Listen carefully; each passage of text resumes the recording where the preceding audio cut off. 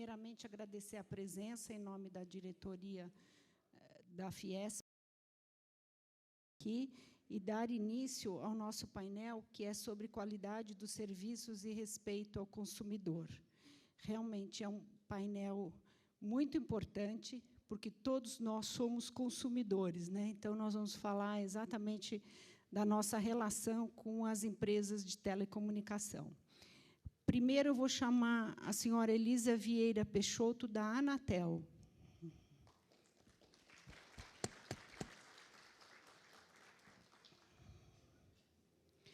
Depois, o senhor Milton Kashivakura, também da NIC BR.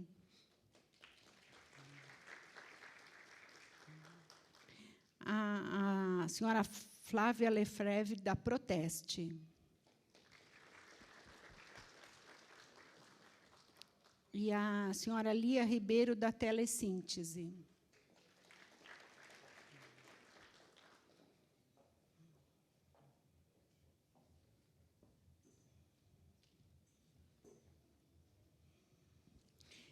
Pela programação, cada um terá 20 minutos para expor o seu tema, e depois nós abrimos para as perguntas, certo? A Carla está aqui nos auxiliando, e aí o que vocês pretenderem fazer de perguntas é só levantar a mão que ela vai até vocês. Então, de pronto, vamos ouvir a senhora Elisa Vieira Peixoto, da Anatel.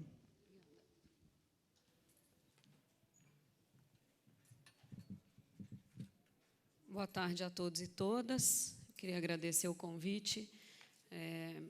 Para a Superintendência de Relações com os Consumidores e para a Anatel, é sempre uma grande oportunidade de debater. Esse tema vem ganhando cada vez mais notoriedade no governo. A presidenta lançou o Plano de Cidadania e Consumo no início desse ano. A Anatel também tem buscado priorizar cada vez mais a agenda de consumidores. Então, inclusive, a criação da Superintendência de Relação com os Consumidores é uma medida desse ano, bastante recente, e a gente tem discutido um regulamento que pretende endereçar muitas das questões. Eu vou falar um pouco sobre isso. Eu vou passar alguns dados só para... hoje de manhã nós tivemos a oportunidade de ver alguns dados do SINDEC, né, do Sistema de Defesa do Consumidor, e agora eu vou falar um pouco dos dados da Anatel, mas só para levantar um debate, e fico à disposição para a gente continuar a conversa depois. Então, aí estão os canais de as demandas, os atendimentos realizados pela agência. A minha colinha aqui não está funcionando, então eu vou ficar mais para cá. Então, a agência, nesse período de janeiro a junho, recebeu 3.700.000 demandas de consumidores e cidadãos. Quero dizer demanda, porque depois a gente vai abrir, nem tudo isso é reclamação. Então, deste volume, 93% entraram pelo call center da agência. Os outros instrumentos de comunicação com a agência, o segundo mais importante é o próprio site, tem uma área lá que a gente chama de Fale Conosco, que é um autoatendimento, o cidadão pode preencher sua demanda pelo sistema da agência, e também a Anatel recebe cartas, correspondências e cidadãos nas próprias unidades descentralizadas da agência, no que a gente chama de sala do cidadão. Somando todos esses instrumentos de acesso do cidadão e dos consumidores, 3.700.000 demandas de janeiro a junho. O ano passado, para a gente ter uma ideia, 6.200.000 foi o número que fechou. Então, se a gente mal comparar aí, dividindo ao meio ano, a gente já vê que há um acréscimo no registro, e eu vou mostrar isso no slide seguinte. Desse total, cerca de 60% não são reclamações. Então, 40%, em média, são reclamações. Os outros 60%, que a gente chama de atendimento de primeiro nível, é o atendimento que o próprio atendente do call center consegue fazer e resolver. Grande parte são dúvidas sobre direitos e sobre a atuação da agência. Então, tanto dúvidas de cidadãos, de consumidores, como também de empresas interessadas em conseguir, por exemplo, uma outorga de serviço na agência. Todo esse volume também é tratado no mesmo canal de atendimento que as reclamações dos consumidores. Então, estamos falando de mais ou menos 40% desse volume que a agência atende anualmente, sendo reclamação. Aí está a evolução da demanda, dados que nos preocupam, assim como preocupam o sistema de defesa do consumidor, de crescimento desse volume de demandas e reclamações. O que o primeiro gráfico mostra é que a gente tem, por exemplo, de 2008, que foi o corte feito, 2008 a 2012, a agência teve um aumento de acesso, de demandas à agência de 68%, já de registros de solicitações de 94%. Isso quer dizer que aumentou o número de reclamações que chegam à agência. Ou seja, eu aumentei menos o número de cidadãos que procuram a agência proporcionalmente ao número de reclamações que a agência registrou. Isso é um problema. E depois a gente pode conversar um pouco sobre isso. Da central de atendimento, esse número eu já passei do gráfico de pizza, mas aí na lateral direita está a minha média mensal de atendimentos. 518 mil foi o número de atendimentos mensais, em média, em 2012. Esse número já está em 664 mil esse ano, média mensal, fechando janeiro, junho. A estrutura de atendimento do call center da agência, para isso, precisou se readaptar. A gente saiu de 470 atendentes para 711 atendentes, né, no call center da Anatel. Os principais ofensores de reclamação. Em primeiro lugar, o serviço móvel pessoal.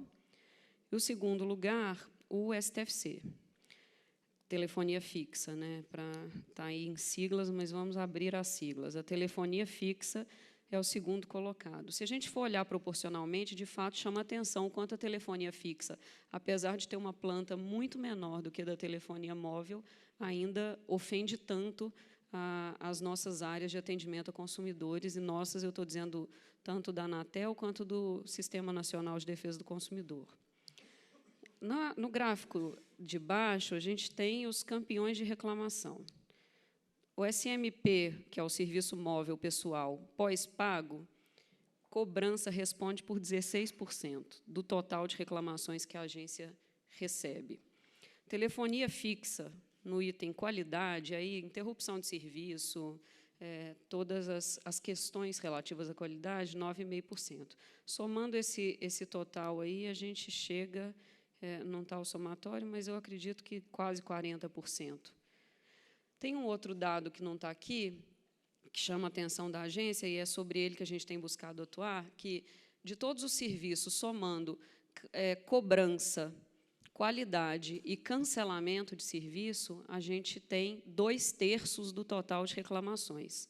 Ou seja, cerca de 62% do total de reclamações são cobrança, cancelamento e qualidade de serviço. Isso é muito importante que a gente tenha em mente, porque é a forma de atuar para resolver o problema, descobrir onde está o problema. E esse dado, hoje também de manhã, foi demonstrado nas informações que foram passadas pelo Mauri, e não lembro o nome do representante do PROCON de São Paulo. Antes de passar para essa tela, eu trouxe esses dados para... Eu vou voltar lá para o começo, para a gente não ficar... Eu trouxe esses dados para provocar um debate, que é o que tem guiado a atuação da Superintendência de Relações com os Consumidores e da Anatel.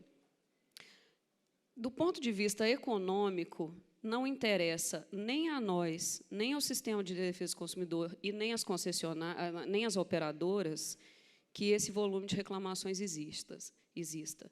Eu tenho dados das próprias operadoras dizendo que elas gastam mais de bilhões por ano com conflitos na área de consumidores. Bilhões esses que deixam de investir nas suas redes, que deixam de investir na qualidade do serviço e no atendimento adequado do consumidor. Como hoje de manhã o próprio na mesa introdutória o próprio ministro estava dizendo, a gente tem um setor com mais de 300 milhões de serviços ativos. Isso não é um dado desprezível, ele não nos gera conforto, isso não nos impede de discutir e entender a gravidade do problema, mas ele não é um dado desprezível. Então, é normal que, num setor com 300 milhões de serviços ativos, e serviços esses que a gente usa intensamente, que o número de reclamações e potenciais conflitos entre operadoras e consumidores exista. O que não dá é para as operadoras transferirem o custo desse conflito para o Estado. O que não dá é para que a gente seja cotidianamente demandado a aumentar nossas áreas de atendimento, aumentar PROCONs, aumentar juizados de pequenas causas, porque os conflitos continuam se avolumando nos nossos canais. As operadoras precisam dar conta da solução desses problemas que têm com os consumidores. Então, esse é um primeiro aspecto.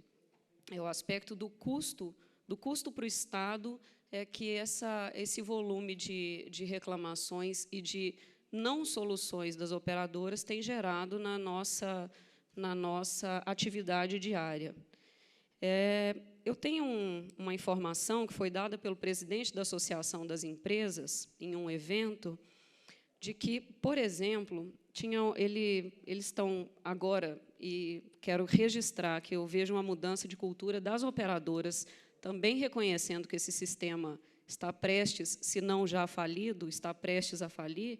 Eu tenho visto uma mudança de cultura e de forma de lidar com o assunto de consumidores importante nas operadoras, e isso é bom registrar. Elas têm demonstrado disposição de avançar num debate qualificado na área de atendimento de consumidores.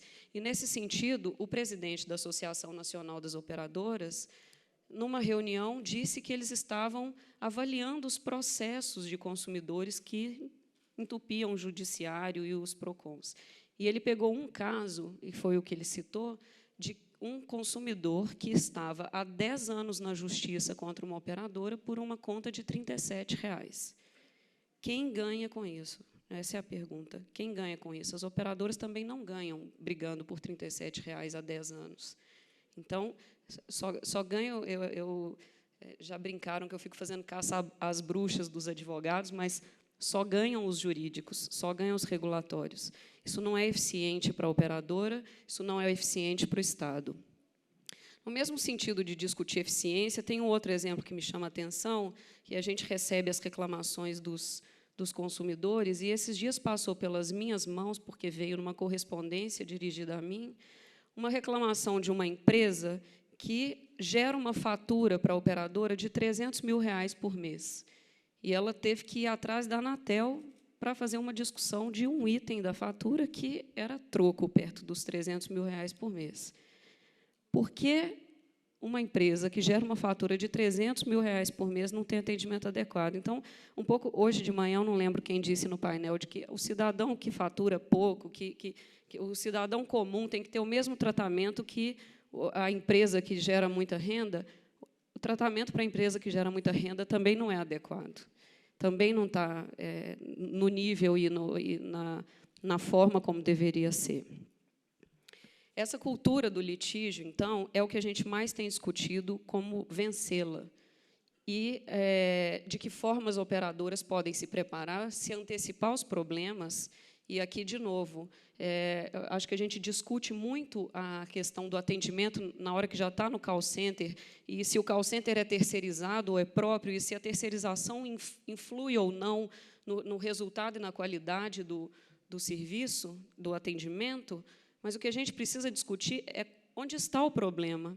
E é isso que a agência tem buscado discutir. Qual é o problema? A gente não tem que, então, sem se eximir de, claro, tratar das reclamações dos consumidores e sem se eximir de, como tem feito o Ministério da Justiça, por meio da Senacom, discutir a melhoria do atendimento nesses canais que são hoje as principais formas de comunicação do consumidor, mas sem se eximir disso, qual é a causa do problema, e é nisso que a agência também tem buscado atuar.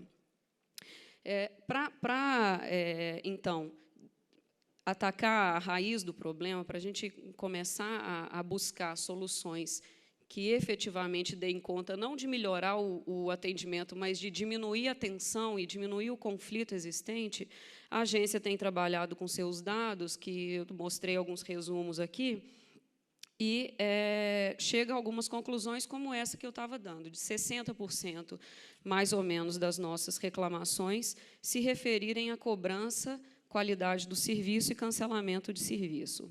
Esses dados são preliminares, né, e variam. Se hoje eu puxar um relatório, ele é diferente de ontem, então, mas em torno de 60% são esses os grandes ofensores. E o que a agência tem discutido, inclusive em uma grande parceria com a Senacom, é o regulamento de atendimento à oferta e cobrança. E aí eu vou lá para o último slide, que é o de quais são as agendas, né? O regulamento de atendimento à oferta e cobrança, ele busca minimizar, ele busca tratar desses grandes ofensores, com exceção da qualidade, que já tem regulamentos próprios para tratar, mas de atendimento, cobrança e oferta de serviço. Então, qual é o nível de aprofundamento que precisamos na transparência do que se fatura, na transparência do que se oferta, e que forma o consumidor tem, em mesmo aprimorando os mecanismos de diálogo e transparência, que forma o consumidor pode acessar e ser atendido e adequadamente atendido pelas operadoras. É isso que esse regulamento pretende atuar, né? E ele já foi à consulta pública, e agora a gente, por previsão, inclusive, do Conselho Diretor, deve votar nos próximos 2 meses, acredito. O regulamento de atendimento à oferta e cobrança, ele também busca tratar uma demanda que não é de hoje e que o Sistema de Defesa do Consumidor e a Anatel veem na prática com as reclamações que recebem. Ele também busca tratar a questão dos combos. Então, quando o cidadão contrata um combo, como é que ele pode dialogar com a operadora sobre o seu combo, e não passa por um setor de atendimento, porque aqui você está falando de TV por assinatura, agora não, isso aqui é uma fatura relativa ao seu telefone fixo, e o consumidor na dança no meio desses N canais de atendimento, né? E uma outra questão que nos chama a atenção, e que também está sendo tratada pelo regulamento, e isso eu acho um diferencial ruim do setor de telecomunicações, é o quanto as propagandas prometem muito mais do que conseguem, de fato, atingir de satisfação e atender de expectativa do consumidor. Então, o grande problema é que se vende muito mais do que se entrega. Esse é o diferencial negativo do setor de telecomunicações. E, sobre isso, também o regulamento pretende atuar. Dar clareza às ofertas, transparência daquilo que o consumidor contrata e de que forma contrata. E, mesmo acreditando que, em algum momento, a gente consiga chegar num nível adequado de transparência, de clareza e de conhecimento, de diminuição da simetria de conhecimento entre o consumidor e as empresas, a gente sabe que haverá conflito. E aí, nesses casos em que haverá conflito, também o regulamento vem dizer de que forma os canais de atendimento têm que estar adequados para a solução disso. Eu queria chamar a atenção para esses pontos, e dizer que, do ponto de vista da agência, além do regulamento de atendimento à oferta e cobrança, também tem todo um trabalho que a gente tem desenvolvido para melhorar a própria atuação e a interação da Anatel com os consumidores, de também garantir aumento de informações e conhecimento sobre o setor. Em parceria com a Senacom, a gente tem discutido elaboração de materiais para também capacitar o Sistema Nacional de Defesa do Consumidor na regulação da agência, que é muito complexa, muito técnica, e o que o presidente João Rezende, hoje de manhã, também já disse, de melhorar os canais de atendimento da própria Anatel para lidar e dialogar com esse consumidor. Dito isso, eu queria agradecer e fico à disposição para debater em seguida.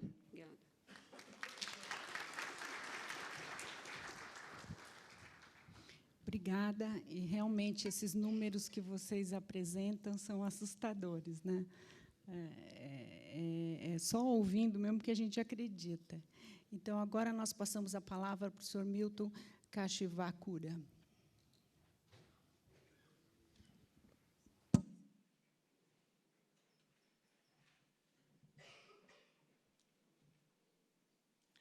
Boa tarde, pessoal. Eu queria agradecer essa oportunidade Irei falar um pouquinho sobre essa parte de medição, né? Então, eu queria simplesmente apresentar o que eu represento, né? Então, eu faço parte do NIC, né? Porque é o braço executivo do Comitê Gestor da Internet, né? Para quem não conhece, né? É um comitê que foi criado em 95, quer dizer, lá no início da internet comercial, e por dois ministérios, o Ministério das Comunicações e o Ministério da Ciência e Tecnologia. Então, o Brasil já enxergava que a parte de internet, né, ela deveria ser um serviço de valor adicionado já desde essa época. Então, o que se fez, né, através dessa portaria, né, e também foi alterada aí pelo decreto presidencial em 2003, né, foi fortalecer o papel do comitê gestor para a coordenação e integração dos serviços de internet no país. Segue o modelo multi-stakeholder, é um modelo que o governo tem assento, né, mas a sociedade civil como um todo também tem. Então, isso, de certa maneira, propicia um debate bastante rico a respeito do que fazer em relação à internet. Então, vários assuntos são discutidos. Obviamente, alguns assuntos não se obtém consenso, mas faz parte do diálogo. Então, as atribuições aí do comitê gestor, né, fomentar o desenvolvimento de serviços de internet no país, recomendar padrões, coordenar as atribuições de endereçamentos IPs e também a parte do registro de domínio do .br, coletar as informações a respeito da internet, dando indicadores, estatísticas. Então, esse é o papel que é atribuído ao comitê gestor. E o NIC é o braço executivo do comitê gestor, do qual eu represento. Eu sou um dos diretores do comitê gestor. Então, dentro desse papel, né, de fomentar o desenvolvimento de serviço de internet no país, né, a gente já enxergou a nossa necessidade de ter, de certa maneira, dados, né, para ver como é que está a qualidade da internet no nosso país desde 2006, né, para a gente ter conduzido esses trabalhos, principalmente porque a gente detectou que os medidores que se apresentavam, ele não mediam a qualidade de forma decente, os dados estavam totalmente errôneos, né? Então, a gente teve um processo de aprendizado bastante longo aí para poder entender e também poder desenvolver uma ferramenta que fosse equivalente a um analisador de redes, né? E a gente teve a oportunidade de fazer um trabalho com o IDEC já em 2007, né, medindo a qualidade de alguns provedores aqui em São Paulo, né? Esse resultado foi publicado. Aí temos outras iniciativas para poder fazer medições na parte de como está a qualidade da internet do Brasil em relação à internet no mundo, né? Então, a gente fez um acordo com o pessoal do RIPE, né, porque é uma instituição aí que cuida da parte de endereçamento regional da Europa. Então, eles têm vários projetos relacionados à internet, uma delas é esse TTM Box. Então, a gente teve a oportunidade de trazer 6 desses coletores e instalar aqui no país. Instalamos esses coletores nas principais empresas que prestam serviço de internet e temos coletado os dados em relação a essa qualidade. Temos também essas iniciativas do SAMAS, que mede a qualidade entre sistemas autônomos. Então, a gente tem bastante informações coletadas a respeito aí. Agora, quando a gente fala do usuário final, né, quer dizer, que a gente acabou desenvolvendo um software chamado CIMET. Esse software aí, né, quer dizer, que ele tem sido usado aí pela Infoexame para poder fazer avaliação na parte de qualidade. O próprio, digamos, corpo técnico da Infoexame acabou avaliando que esse é o melhor software que eles encontraram no mercado. Quando vocês viram a avaliação da qualidade, né, quer dizer, que é um trabalho que foi conduzido pela Inmetri em conjunto com a Anatel e o NIC-BR, né? Então, esse trabalho foi divulgado no próprio Fantástico, né? E isso também demonstra que os resultados que a própria Anatel tem divulgado recentemente está condizente com isso que foi apresentado na época, já em 2011. Recentemente, aí, a gente está em colaboração com a Prefeitura de São Paulo, né? A Prefeitura de São Paulo está montando as praças públicas, então a gente tem umas caixinhas chamadas CIMET Box que estão sendo utilizados aí para poder fazer a coleta desses dados aí. Temos o mapa de qualidade com os dados que a gente coleta através do CIMET. Agora, eu queria falar um pouquinho sobre esse trabalho que foi conduzido em conjunto com a Anatel e o Inmetro. Esse trabalho foi muito importante para que a resolução 547 pudesse chegar do jeito que foi elaborado, né? Quer dizer, que esse trabalho foi bastante importante para que a gente tivesse esses parâmetros de qualidade.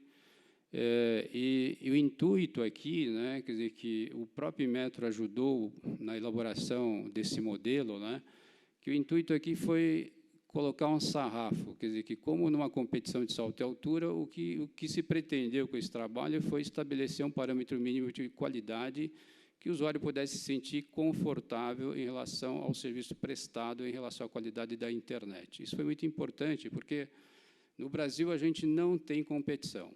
Então, se não tem competição, a melhor maneira de você avaliar a qualidade é estabelecer um parâmetro mínimo aí. E isso foi feito, né, e esses parâmetros, de certa maneira, né, quer dizer, que estão listados aqui, né, porque estão nessas resoluções da própria Anatel, né, foram parâmetros que foram bastante discutidos com as operadoras antes da realização dos testes, cujo resultado foi publicado no Fantástico já em 2011. Então, quer dizer que esses parâmetros aí, quer dizer, que foram apresentados pela primeira vez, as operadoras se retrucaram, esses parâmetros eram mais rigorosos, as operadoras justificaram, a gente aceitou algumas justificativas, outras não, e os parâmetros chegaram onde que chegaram, e esses são os parâmetros que estão sendo adotados inicialmente pela própria Anatel. Então, esse trabalho foi bastante importante para que a resolução se apresentasse dessa forma, como foi feito pela própria Anatel. Aí. A medição, né, de maneira simplificada, né, ele segue esse esquema aí que está aí no quadro. Né, basicamente, a medição é feita do assinante, né, até algum ponto de troca de tráfego existente no país, mas sempre numa outra rede, num outro sistema autônomo, quer dizer que quem está sendo medido não tem condições de interferir na medição que é feita. Então, esse é o esquema que foi adotado em todo esse trabalho aí. Agora, o que eu queria falar aqui, né, quer dizer que, apesar dessa resolução ter sido publicado, né, acho que na nossa visão, né, quer dizer que o que se sucedeu, né, é que, vamos dizer assim, tem acho que não teve uma outra maneira de se conduzir, mas quem está pagando a conta por essa medição são as próprias operadoras. E coube também, né, de certa maneira, né, as próprias operadoras, juntamente com a Anatel, né, a escolha do que eles chamam da entidade aferidora de qualidade. E esse processo foi um processo bastante assim, corrido, né, e eu não sei se o resultado é o melhor possível, tá? Quer dizer, porque tem alguns pontos que eu vou comentar que a gente está tendo que trabalhar e a gente está apertando para que isso seja obedecido. Agora, tem alguns pontos aqui que eu estou considerando, né, pessoal? Por que a gente tem um GPAC se a gente vai medir o serviço de comunicação multimídia e o serviço móvel pessoal? E esse GPAC composto ainda, né, esse grupo composto simplesmente por empresas de telecom e a própria Anatel. Isso daí, no fundo, né, quer dizer que para nós aqui, quer dizer que a visão que a gente tem é que serviço de comunicação multimídia e serviço móvel pessoal, eles são tecnologias distintas, diferentes. Então, deveriam ser tratadas de maneiras diferentes, mas estão sendo tratadas em conjunto. ok? Então, o que a gente entende é que o serviço de comunicação multimídia, né, ele tem disponibilidade de recurso muito diferente do que tem o serviço móvel pessoal. O serviço móvel pessoal ele tem limitações. Então, como foi comentado de manhã, né, a parte de frequência é bastante importante, é um recurso escasso e tem que ser tratado como tal. Mas, na parte de comunicação multimídia, isso já não ocorre. Tá, ok? E também, né, quer dizer que o que a gente pode dizer, né, porque quando no serviço móvel pessoal, né, quer dizer que o assinante, a quantidade de assinante que está utilizando o recurso num determinado momento interfere na própria medição, as próprias paredes interferem na medição, quer dizer que então o local é importante, o que não ocorre na parte do serviço de comunicação multimídia. Também, né, a definição do que seja velocidade no serviço de comunicação multimídia, né, ele fala que, na parte do serviço de comunicação multimídia, ele fala que a velocidade é capaz da transmissão de informação multimídia, expressa em bits por segundo, enquanto que no SMP, a taxa de transmissão, capacidade de transmissão das conexões de dados, expressas também em bits por segundo. Ok? Para nós aqui, quer dizer que essas duas medições teriam que ser conduzidas de maneiras distintas. Okay? E o GPAC, né, apesar delas estarem compostas pela empresa de telecom e pela Anatel, ela tem mecanismo para torná-lo multi-stakeholder, caso a Anatel deseje. Então, se a Anatel quiser que vários setores da sociedade participem também desse grupo, ela tem condições de fazê-lo. Então, falando um pouquinho sobre o que diz a resolução 574 e 575, né, eu vou passar aqui, né, pois já são os dados do que deve ser medido, mas o que me interessa salientar aqui, né, são 3 aspectos aí, né, quer dizer, que primeiro é a parte da definição da velocidade, capacidade de transmissão de informação multimídia expressa em bits por segundo. Então, nosso entendimento, né, quer dizer, que multimídia envolve os serviços que são prestados na parte de multimídia, né? Então, você tem vários serviços na internet, como SIP, Skype, a gente tem aí a parte de games, né? Então, na hora que a gente analisa esse tipo de serviço, a conclusão que a gente tira é que as medições têm que ser feitas tanto em TCP quanto em UDP, coisa que todos esses softwares acabam utilizando esses 2 protocolos principais da internet aí. E em várias portas. Só que o software que está sendo utilizado aí, né, ele faz simplesmente TCP e na porta 80. E a gente tem, a gente sabe que porta 80 é facilmente cacheado, isso pode trazer problemas na qualidade da medição. E o fato de não estar medindo DP também faz com que a gente não consiga avaliar, de fato, a parte de multimídia. Então, esse era um ponto a considerar, quer dizer, que a ausência de medições da velocidade em UDP.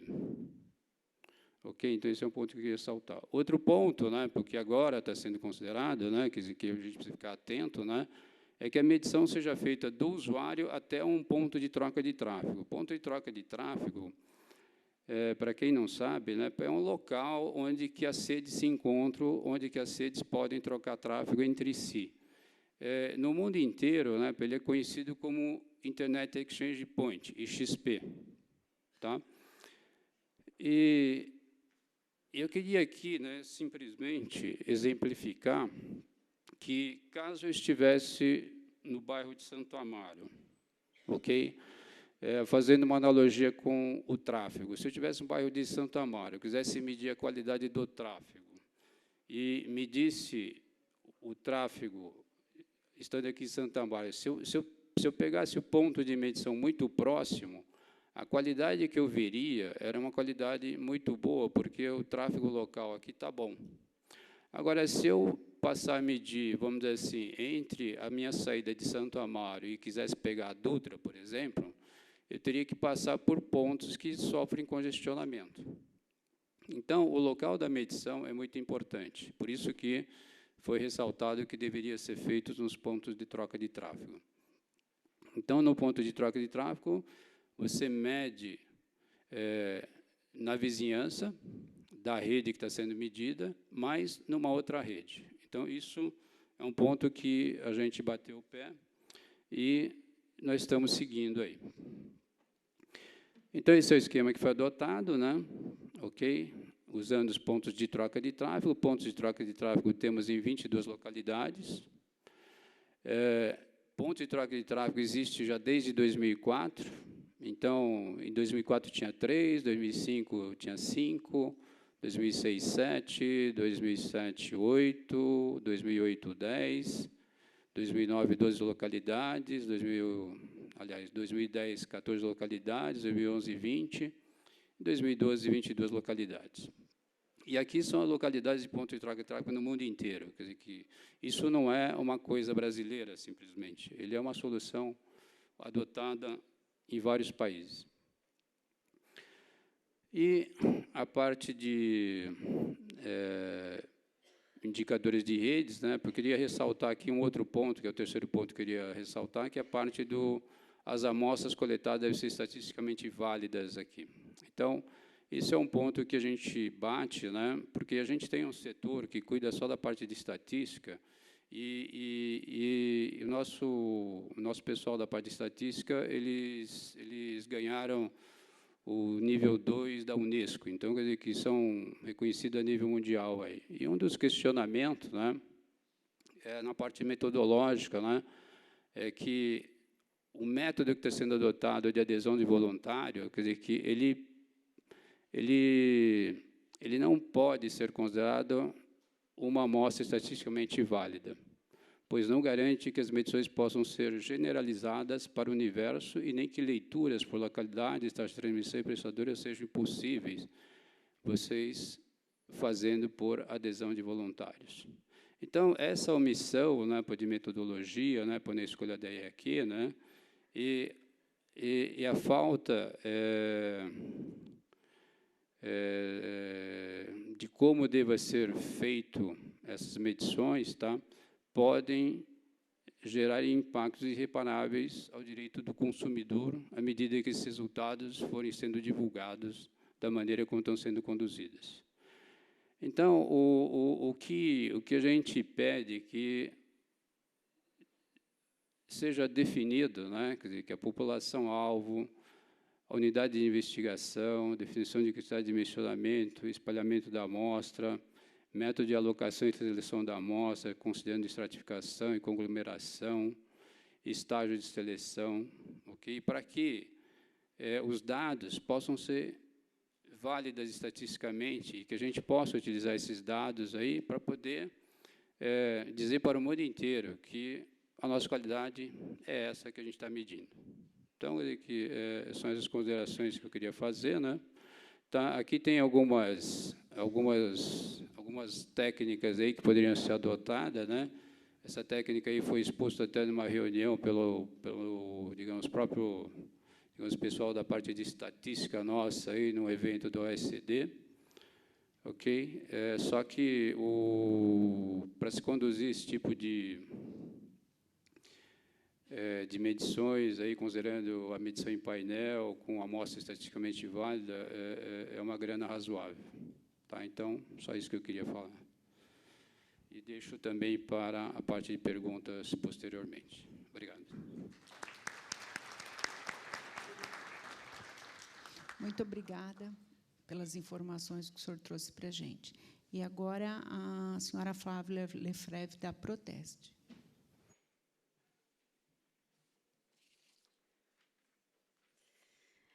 Boa tarde a todos. Eu quero, em nome da Proteste, que é uma associação civil sem fins lucrativos, que já existe há 11 anos, que conta com 280 mil associados, aproximadamente. Quero agradecer, em nome da Proteste, a oportunidade de falar e parabenizar a Fiesp por trazer para a pauta esse assunto, esse tema que tem realmente ocupado e preocupado muitos consumidores. Eu queria começar pelo seguinte aspecto.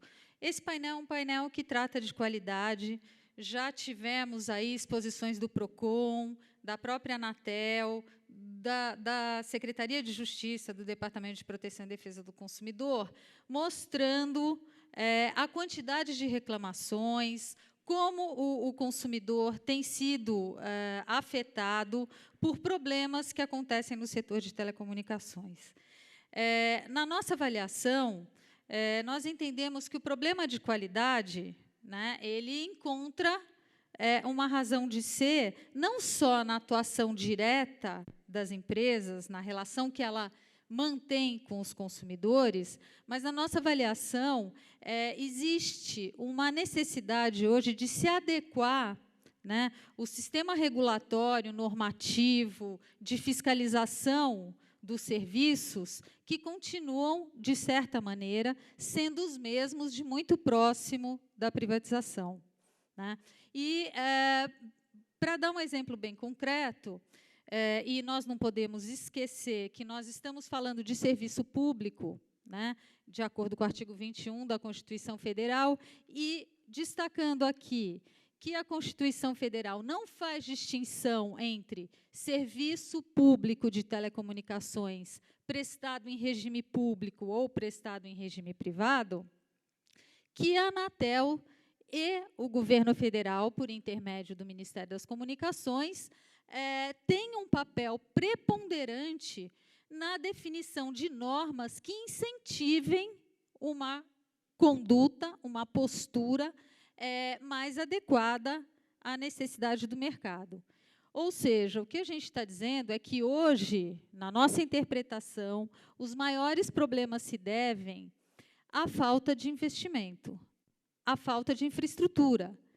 Nós tivemos um crescimento de demanda enorme no país, nós tivemos a mudança de paradigma, porque se lá em 1998, quando foram feitos os contratos de concessão, o objetivo principal do Estado era universalizar o serviço de telefonia fixa, hoje essa realidade mudou.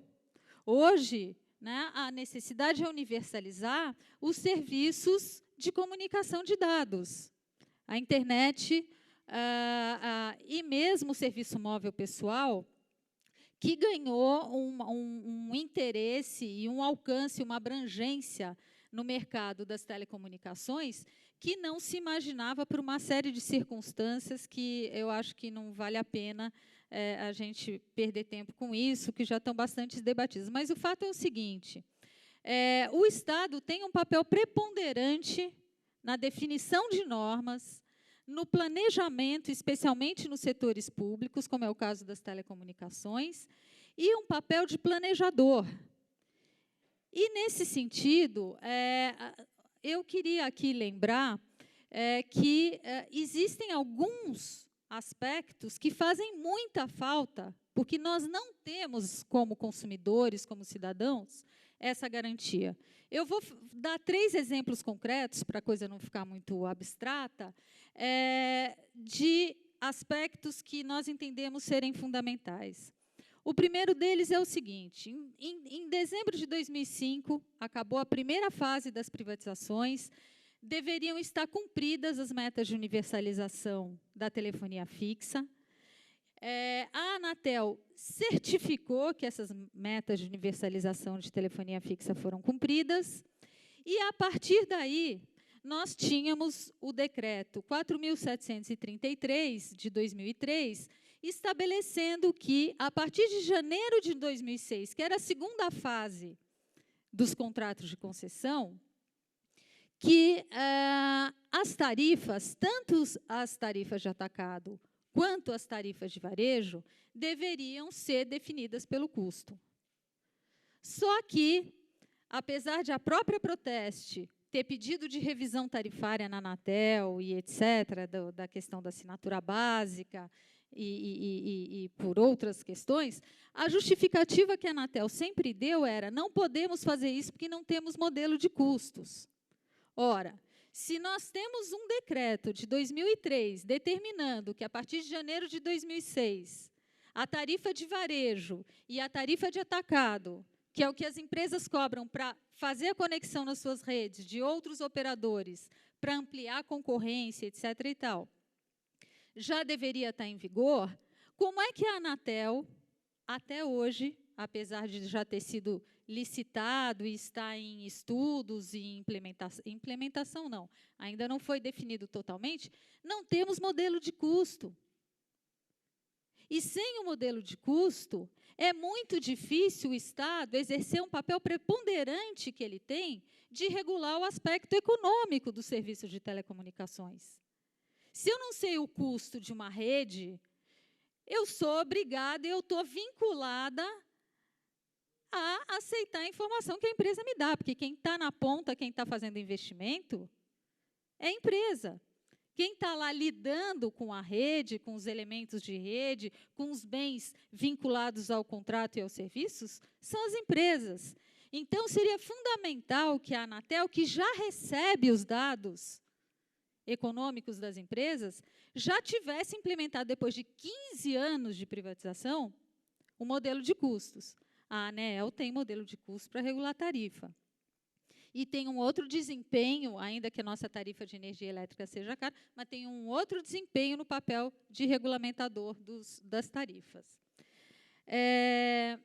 Então, esse é um primeiro aspecto que faz muita falta para os consumidores e que cria muito problemas para o setor, inclusive porque prejudica, impede o avanço da competição do setor, o que também prejudica o consumidor. Porque, se o Estado não estabelece incentivos para a competição, também não tem incentivo. O Milton disse aqui, nós não temos competição no Brasil. O setor está concentrado na mão de 3 grandes empresas, né? E, ao contrário, em 2008, o governo autorizou que a Oi comprasse a Brasil Telecom e o setor ficou mais concentrado ainda.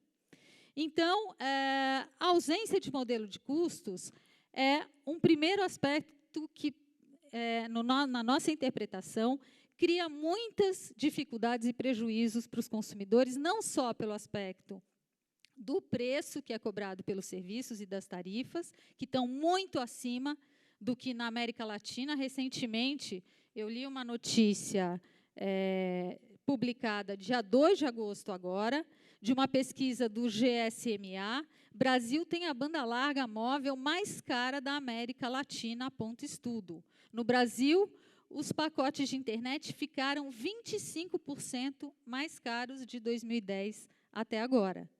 Ou seja, nós não estamos conseguindo reduzir as tarifas. Parece que as tarifas vão aumentando e o acesso a esse serviço fica cada vez mais difícil para o consumidor. E esse serviço é um serviço essencial quando a gente fala de banda larga. É certo que, quando a gente teve a Lei Geral de Telecomunicações, ficou estabelecido que apenas a telefonia fixa ficaria no regime público. Entretanto, a Lei Geral de Telecomunicações, no parágrafo 1º do artigo 65, trouxe a possibilidade de, surgindo uma nova realidade, e o setor de telecomunicações é extremamente dinâmico pelo aspecto tecnológico e de interesse e de abrangência dos serviços, que o Estado, especialmente o Poder Executivo, pudesse estender, incluir outros serviços no regime público. E o artigo 65 não impõe que, se for estendido o regime público, que o serviço não possa ser prestado também no regime privado. Não, pode ser prestado concomitante, assim como a telefonia fixa. Nós temos, por exemplo, aqui em São Paulo, a Vivo, prestando telefonia fixa na condição de concessionária, e temos outras empresas que são autorizadas, a Embratel, por exemplo, associada com a NET, prestando telefonia fixa como autorizada no regime privado. Então, nós entendemos que, considerando o que está disposto no artigo 65 da Lei Geral de Telecomunicações e do caráter essencial e estratégico do serviço de banda larga, e quando eu falo estratégico, eu quero lembrar aqui que o maior consumidor do serviço de banda larga são os poderes públicos, né? A gente tem o sistema tributário pendurado no serviço de banda larga, o serviço de emissão de documentos, o serviço de votação, de eleição no país, o serviço SUS, enfim, a rede pública de escolas, os hospitais, as polícias. Então, indiscutivelmente, né, nós estamos falando de um serviço estratégico, que, ao contrário do que determina a lei, está no regime acontecendo, sendo explorado exclusivamente no regime privado. O governo Lula, o presidente Lula, em 2010, em julho de 2010, baixou o decreto 7.175, por intermédio do qual ele estabeleceu o Programa Nacional de Banda Larga. E ali, no artigo 4º desse decreto, ele resgatou o papel da Telebrás, que no primórdio lá das privatizações previa-se a extinção dessa empresa, mas, com o decreto 7.175, resgatou-se a Telebrás e atribuiu-se à Telebrás um papel preponderante na universalização do serviço de banda larga. Por quê? Porque atribuiu a ela a possibilidade de fazer parcerias para implementar a rede pública de fornecimento de serviço de banda larga para o Estado, possibilitou que ela gerenciasse redes, né, criando condições mais isonômicas para outras operadoras de telecomunicações terem acesso a essas redes, possibilitou expressamente que, nas áreas onde não haja interesse econômico das concessionárias e das empresas, e é óbvio que uma empresa, a troco de nada, não vai puxar a fibra ótica para o meio da Amazônia, atravessar rio e isso tudo, isso é papel do Estado, né? Então, atribuir à Telebrás o papel de, nos locais onde a iniciativa privada não tem interesse, que a Telebrás pudesse atuar, inclusive prestar o serviço, por intermédio de parcerias, diretamente ao consumidor.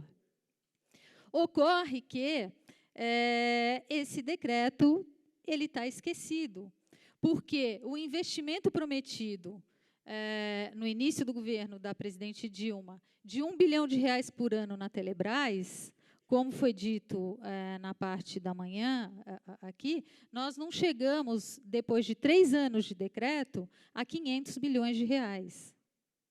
Né? O que o governo federal fez para dizer que estava implementando o decreto 7.175?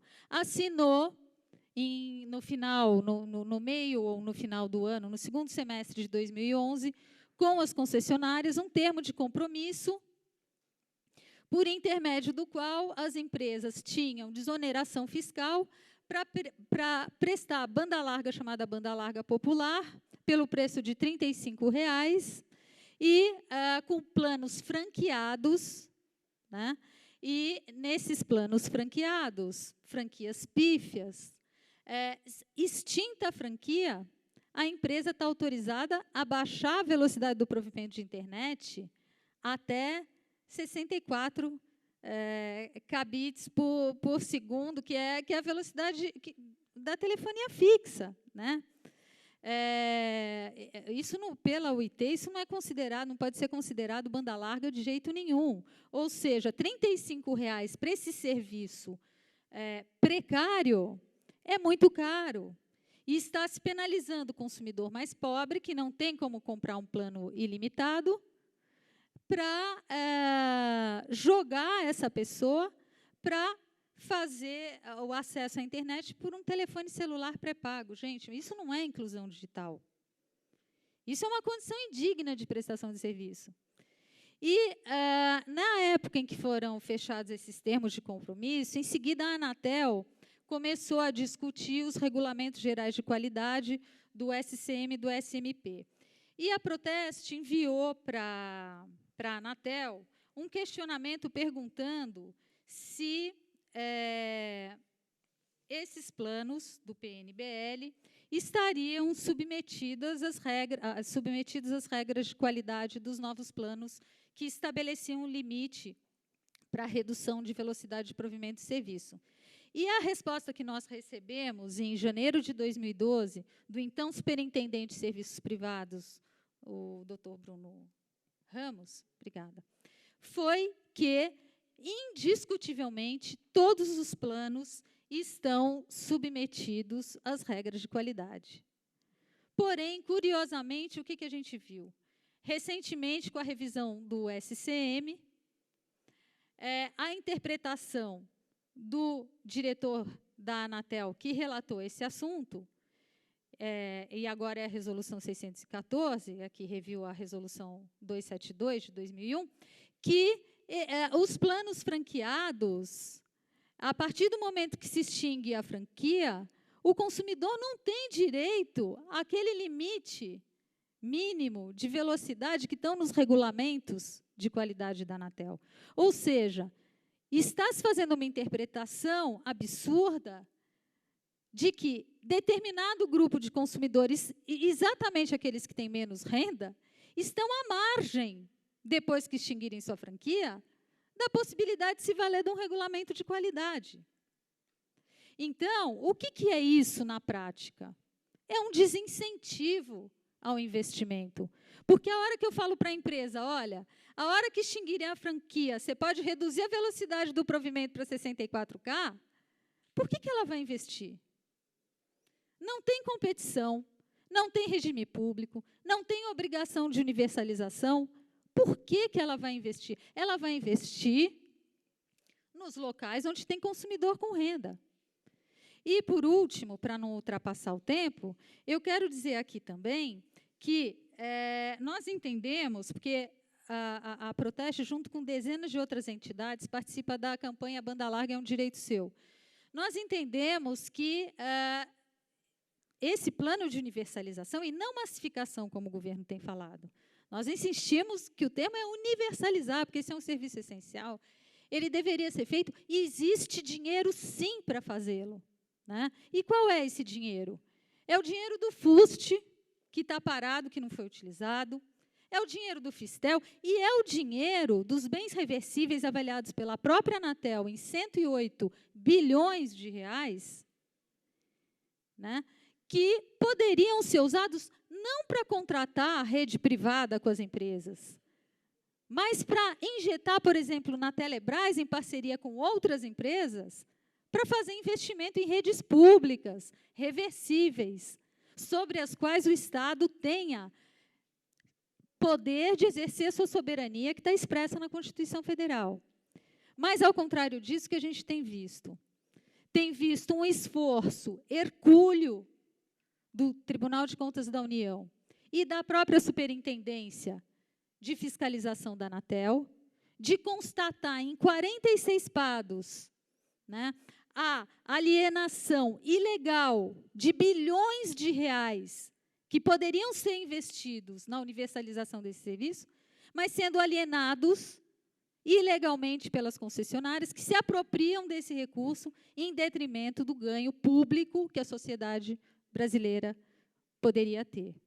Então, ainda que a superintendência, os técnicos da Anatel fiscalizem, eu posso dizer isso porque nós temos uma ação civil pública que trata da questão dos bens reversíveis e as fiscalizações foram levadas a esse processo, o fato é que a Anatel não dá um tratamento por isso. A gente tem PADO de 2005 e não há conclusão. E a Oi tem vendido desbragadamente os bens reversíveis, e a gente não sabe como é que isso vai acontecer, especialmente porque é a maior operadora do país, que atua em 97% do território nacional, e tem uma dívida hoje de 27,4 bilhões de reais.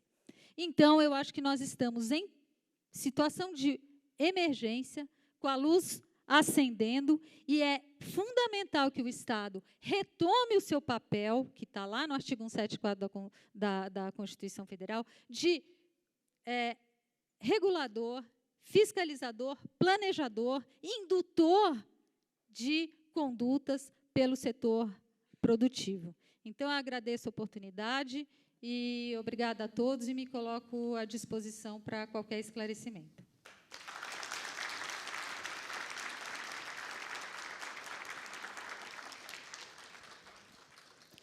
Agora nós vamos ter a senhora Lia Ribeiro, da Telesíntese, por favor.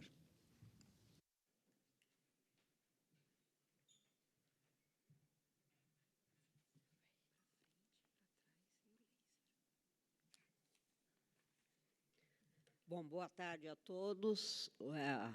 Em primeiro lugar, eu quero agradecer o convite da Diretoria de Infraestrutura da Fiesp. Quero saudar meus companheiros aqui de debate, a Flávia, da Proteste, o Milton, do NIC-BR, e a Elisa, da Anatel. Quero dizer que é sempre bom falar por último, porque a gente vai apenas complementando, já que as exposições foram muito interessantes e muito abrangentes. E eu sou jornalista e, na verdade, eu vou fazer uma rápida apresentação assim do meu ponto de vista de acompanhar o noticiário, entrevistar as pessoas de diferentes posições e situações, da sociedade civil, da empresa, do governo, dos órgãos de defesa do consumidor. Então, eu vou um pouco usar a minha experiência para fazer esse resumo que eu vou apresentar para vocês.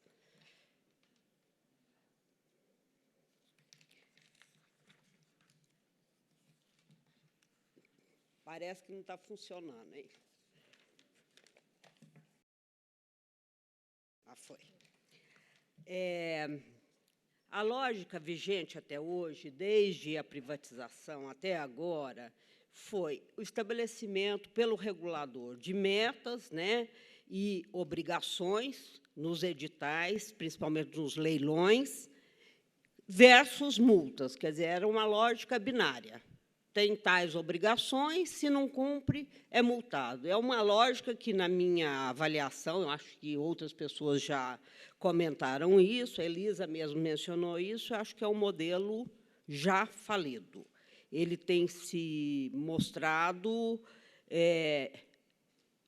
insuficiente para dar conta da questão da relação das operadoras com os consumidores, e é um modelo que tem que ser reinventado, na minha opinião. Ele não funciona mais, ele não atende às necessidades nem dos cidadãos, nem do Estado, e acredito que também nem dos agentes econômicos. Hoje, importante, que é a cultura da judicialização, no exemplo que foi dado aqui, de uma briga de 10 anos por R$ 37,00. 90% das multas aplicadas pela Anatel se transformam em disputas judiciais, e aí se arrastam no judiciário. Portanto, você tem que ter uma etapa intermediária onde não é obrigação e multa, mas tem que ter uma lógica inversa de se antecipar aos problemas e nem chegar na multa. Segundo o balanço do primeiro trimestre de 2012, de 6 grandes operadoras, os recursos imobilizados por elas com multas, que não são só por qualidade, não atendimento de meta, mas também entram aqui alguma coisa de tributo, chegam a R$ 17 bilhões, 10% dos quais estão em fase administrativa. Esse dado, 10% em fase administrativa, ele foi divulgado no balanço da Oi, e eu extrapolei para todas, até porque a Oi, por ser a maior, a que tem o maior volume, eu acho que é um bom indicador. Quer dizer que é uma situação gerada que está tirando da economia e do investimento nas redes esse conjunto grande de recursos da ordem de 17 bilhões. As multas, na verdade, elas têm que ser, para fazer sentido, elas têm que ser efetivadas. Elas não podem terminar com uma ação na justiça, sem milhões de ações na justiça, como ocorre hoje. O que mudar? Eu acho que uma boa notícia para nós, que somos, todos nós, cidadãos e consumidores de bens intensivos de bens de telecomunicações, bens e serviços, é a criação da superintendência, a reestruturação da Anatel, feita este ano, com a criação da Superintendência de Relações com o Consumidor. Eu acho que é uma nova abordagem, é uma aposta, e eu estou acreditando nessa aposta porque eu estou vendo uma mudança de postura, né? Durante muito tempo, o que se viu na Anatel, quer dizer, o consumidor era igual à multa, e não uma relação de entender quais são os problemas, como superá-los, como cobrar as empresas e como agir onde, nos pontos falhos das operadoras na relação com o consumidor, que geram todo esse grande problema de relação e de reclamações, etc. O grande ofensor à cobrança, à qualidade, de acordo com os diferentes levantamentos, como mostrou a Elisa lá na Anatel, mas se for conversar com os diferentes, com todo o sistema aí de defesa do consumidor, o problema maior está na cobrança em conta. Tá? Então, essa é uma questão que tem que ser especificamente atacada, porque ela diminuiria muito as reclamações e a satisfação do consumidor em relação à oferta do serviço.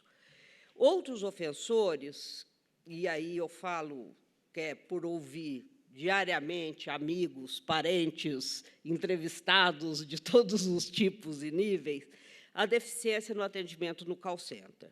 É uma deficiência geral, há um baixo grau de informação dos atendentes, os procedimentos são confusos, os planos também não são claros, há erros de procedimento, nem tudo é má-fé, mas até alguns de má-fé, decorrentes, na minha opinião, da fórmula de remuneração do terceirizado. Né? Isso é um grande problema, porque, normalmente, o pagamento feito ao call center é por atendimento e não por efetivação da reclamação. Então, você até enfrenta, todos nós já enfrentamos alguns problemas de você perceber que é má-fé, porque toda vez que você liga para, principalmente se for cancelamento de serviço, o sistema está fora do ar. Então, você tem que insistir 2, 3, às vezes até 5 vezes. E isso é uma coisa que é generalizada. Tá? Agora, o problema não está apenas nos ofensores, nos procedimentos inadequados, na falta de investimento maior no call center, que eu acho que esse é um problema generalizado no país, mesmo as novas entrantes têm problemas. Eu acho que há um problema que a regulamentação, como mencionou a Flávia, ela precisa ser atualizada. Ela não colabora. Né? A Flávia falou do ponto de vista mais macro, eu vou falar, não, do ponto de vista específico dessa coisa da relação com o consumidor.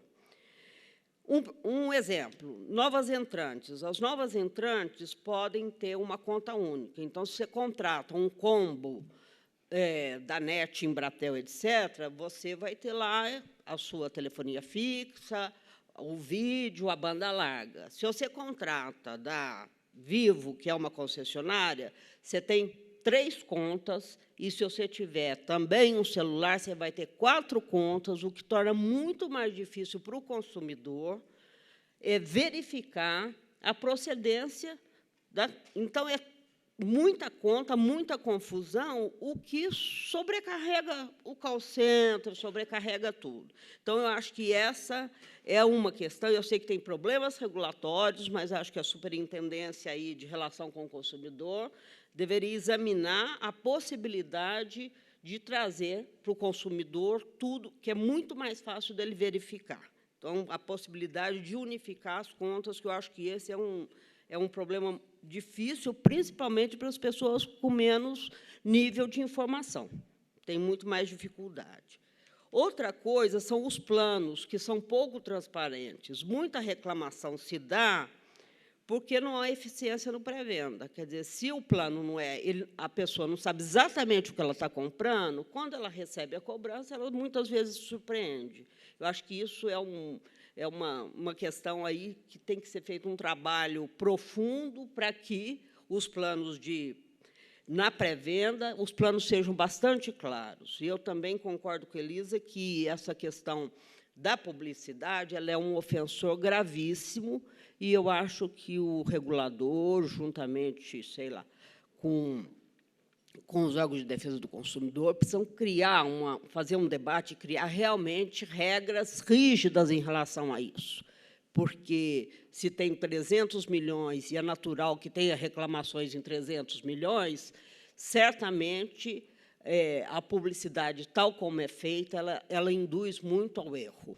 Tá? E isso se vê em todas as operadoras, em todos os serviços, e quanto mais novo serviço, mais, né, o marketing promete um mundo, né, maravilhoso que não acontece. Eu já falei da dificuldade do cancelamento de assinaturas e planos, o modelo retarda, então, eu também acho fundamental na legislação autorizar o cancelamento automático, uma reivindicação que, pelo que eu já andei lendo, já ouvi o presidente João Rezende mencionar, parece que o novo regulamento, né, o Regulamento de Atendimento, Cobrança e Oferta aos Consumidores, está considerando a possibilidade de estabelecer aí o cancelamento automático. Vamos esperar que essa notícia seja confirmada quando for lançado o regulamento, possivelmente, segundo disse o presidente da Anatel, deve acontecer no mês que vem, em setembro. Então, falei tanto que eu esqueci de passar, mas deixa eu chegar lá no final, lá no resumo.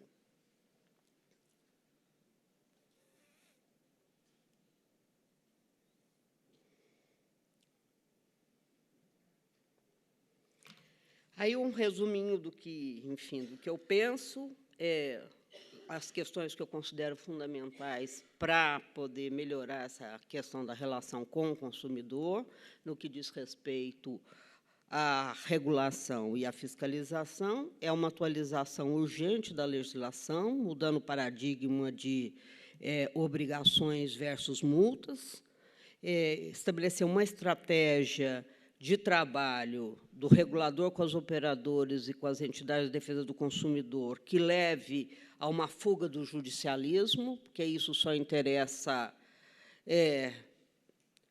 a quem vive de defender ambos os lados, e não ao Estado, nem à consulação, nem à população.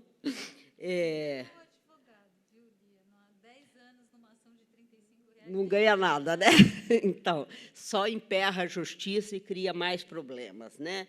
E isso, ter uma legislação contemporânea, flexível, moderna, em prol do consumidor e que valorize, sobretudo, a transparência, porque eu acho que a transparência é a questão básica aí para melhorar essa relação com o consumidor. E também usar a fiscalização em prol do consumidor e não em função das demandas do Tesouro. Muito obrigada. Meu contato está aí.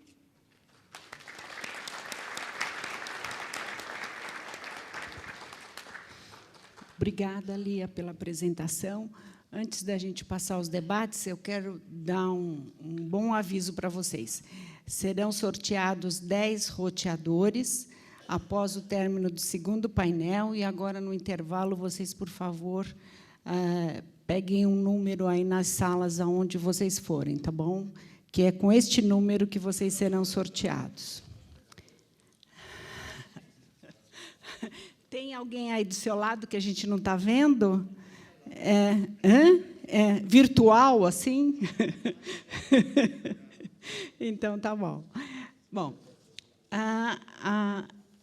vocês viram a sinergia, né, que houve entre as apresentações, a preocupação aqui da superintendente da Anatel, e, no final, as questões giraram em torno do mesmo tema, né, a ineficiência do Estado em atualizar a legislação, né, uma vez que telecom não é como energia elétrica, que o elétron continua passando no fio do mesmo jeito, ou gás, a molécula continua passando no gasoduto do mesmo jeito, né? Então, a necessidade do Estado regulador, né, acompanhar o avanço tecnológico na regulação.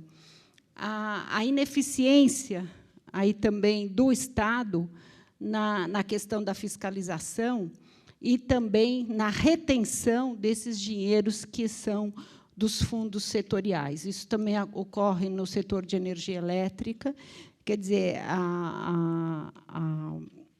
até o orçamento das agências é contingenciado, né? Quer dizer, esses dinheiros que deveriam ser utilizados tanto no setor de telecom como no setor de energia elétrica, eles estão contingenciados no Tesouro, né? Então, esse é um problema sério de governo, não é de Estado. Quer dizer, é o governo que faz o contingenciamento.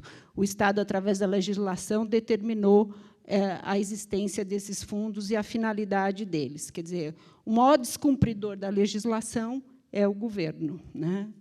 Porque não cumpre a legislação de Estado. E aqui eu trago uma provocação e um exemplo para vocês. Na questão de botijões de gás, nós tínhamos muito problema, né, muita reclamação e até de segurança, e depois a própria indústria se reuniu e criou um código de conduta, né? Então, eles se autorregulamentaram e, com isso, melhoraram a qualidade dos botijões, a qualidade do atendimento, né? Quer dizer, e a agência supervisiona, né? Então, esse é um exemplo de autorregulação. Quer dizer, eles se cansaram tanto, foi tanto custo, né, com a fiscalização, que eles acabaram criando o código de conduta, exatamente para que a indústria do GLP, a indústria do gás de botijão, não fosse alvo de todas aquelas medidas que eram de reclamações que nós tivemos aí. Certo? Então, agora eu quero abrir aos debates.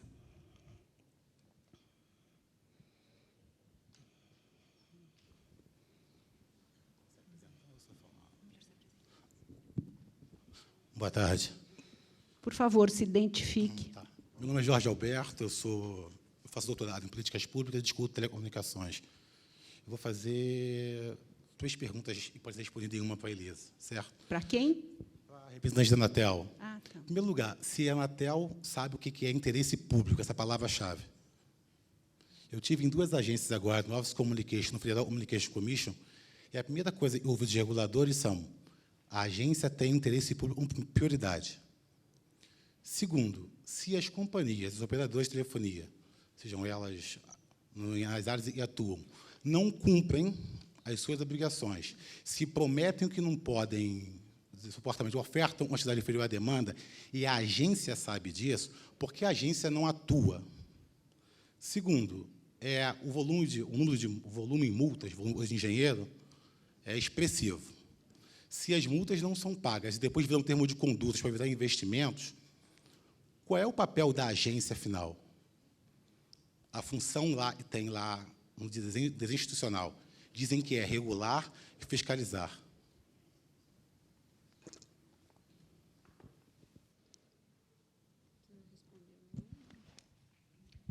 Ok. Sobre o interesse público, eu queria deixar claro, a agência sabe o que é interesse público e toda a atuação dela busca garantir. Não necessariamente, ao fazer uma discussão de um regulamento sobre redes, por exemplo, e não explicitamente abordar a questão do consumidor, a agência está deixando de perseguir o interesse público. O interesse público ele se materializa em diferentes atuações da agência. Então, por exemplo, ao discutir modelos de competição, plano geral de metas de competição, que é o que a agência recentemente aprovou, nós estamos fortemente defendendo o interesse público. Então, e a agência, no que se refere a consumidores, tem buscado fortalecer essa agenda dentro da agência. Ela é uma prioridade da Anatel, que se materializa em ações como as que eu estava dizendo. A gente está com uma parceria com a Secretaria Nacional de Consumidores do Ministério da Justiça. Temos dialogado fortemente com a Juliana e com o Mauri, que está aqui presente, e se materializa também na reorganização da agência ao se criar uma área específica para a discussão das questões relacionadas a consumidores.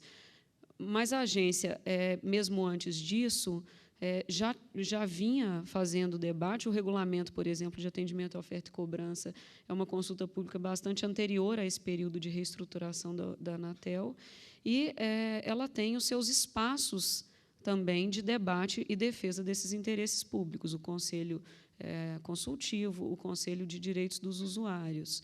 Então, há sim, na atuação da agência, uma forte preocupação com o interesse público. Outra medida que a gente, com a mudança de estrutura agora, ela passa a ser parte do regimento interno da agência, é a análise de impacto regulatório de todos os regulamentos que a agência for editar. A metodologia de análise de impacto regulatório está sendo agora discutida e ela também tem uma forte preocupação com isso. Qual é o impacto regulatório direto na vida do consumidor? E isso vai pautar a metodologia de análise que a Anatel está desenhando, inclusive também tem dialogado com a Senacom a esse respeito. Sobre as multas, vou chamar a atenção para uma informação que a Lia deu. A Anatel ela chega ao fim com os processos administrativos e de sanção, mas as operadoras entram na justiça, e é um direito delas recorrer à justiça. E a justiça não chega ao fim, não conclui a análise desses processos de questionamento de multas com a celeridade que gostaríamos. Então, há bilhões e bilhões de reais não recolhidos, não porque a agência não tenha concluído o procedimento, mas porque as operadoras usaram do seu direito legítimo de recorrer ao Poder Judiciário.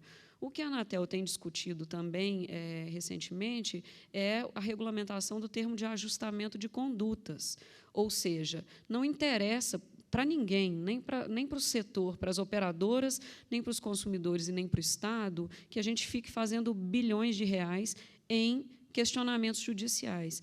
Então, o que a agência também está buscando discutir é forma de reverter todo esse descumprimento de obrigações com as operadoras em investimentos, em obrigações que diretamente beneficiem os consumidores. Ou seja, vamos parar ou diminuir essa quantidade de processos de sancionamento em troca de acordos de ajustamento de conduta que garantam melhoria efetiva do serviço. Isso a agência também tem buscado discutir. Boa tarde, meu nome é Ulisses Cossenz, eu sou diretor de comunicação da Federação das Indústrias do Estado de Mato Grosso do Sul. A gente está com uma equipe aqui, e a nossa presença aqui é exatamente porque nós estamos realizando algo parecido lá, e a chancela lá se chama MS Soluções. Na verdade, a gente está procurando solução, coisa que a gente não consegue enxergar na fala dos governos, né? Eu assisti o ministro falando ali durante meia hora. Eu acho que, em 1 minuto, eu percebi que ele era ministro, porque, durante todo o tempo restante, ele, inclusive, foi secretário nosso de Estado, no Mato Grosso do Sul, quando o governo era do PT, e eu acho que, durante 1 ou 2 minutos, ele foi ministro. O restante, ele apresentava números, a mesma coisa que a Anatel fez aqui. A minha pergunta é para a senhora. Quer dizer, por que a sociedade ela é muito mais capaz, como a senhora de vir aqui e discutir de forma muito mais realista o que acontece conosco do que o governo, né? Por que a sociedade está sendo mais capaz do que o governo, né? O governo está sendo incompetente de enxergar o que está acontecendo, né? Ou, realmente, as pessoas não estão conseguindo exercer as funções para as quais elas estão colocadas?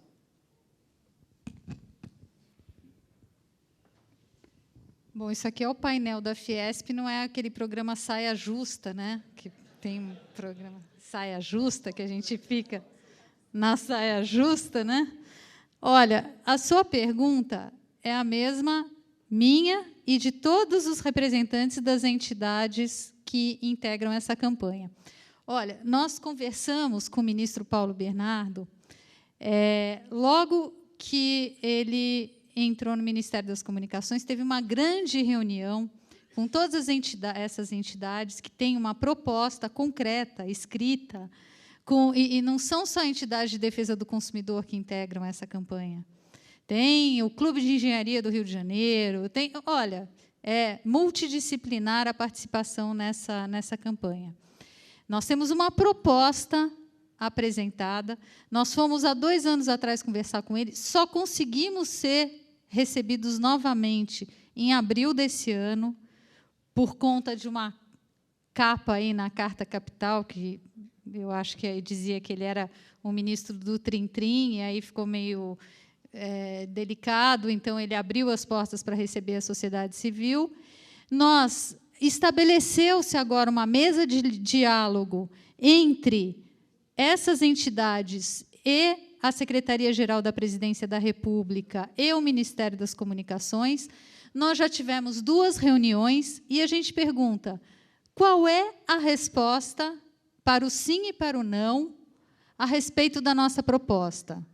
O governo vai considerar a nossa proposta ou o governo não vai considerar a nossa proposta?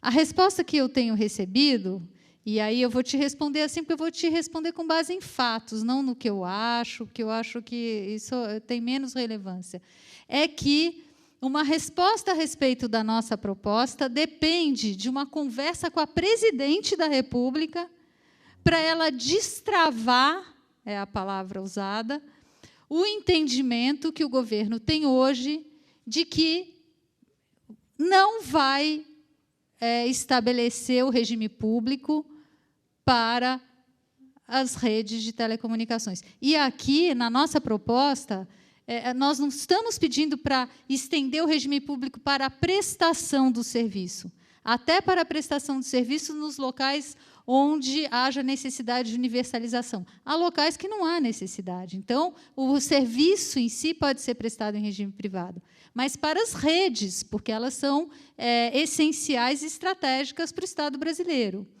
Então, na realidade, não tem resposta para a gente. A primeira resposta foi: isso custa muito caro.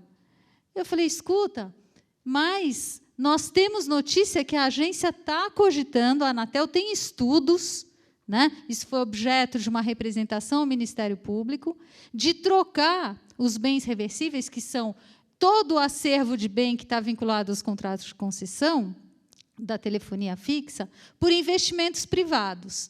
Se o governo admite utilizar recursos públicos para fazer um plano de investimento em rede privada, por que não poderia usar esses mesmos recursos para fazer investimento em redes públicas? Entendeu? Então, é o que eu te falo. Obrigada. A minha pergunta é a mesma que a sua. A minha tristeza diante da situação que a gente vive é possivelmente a mesma que a sua. Deixa eu só completar e trazer um exemplo aí da área de petróleo e gás, para ver se ajuda. A questão do regime jurídico.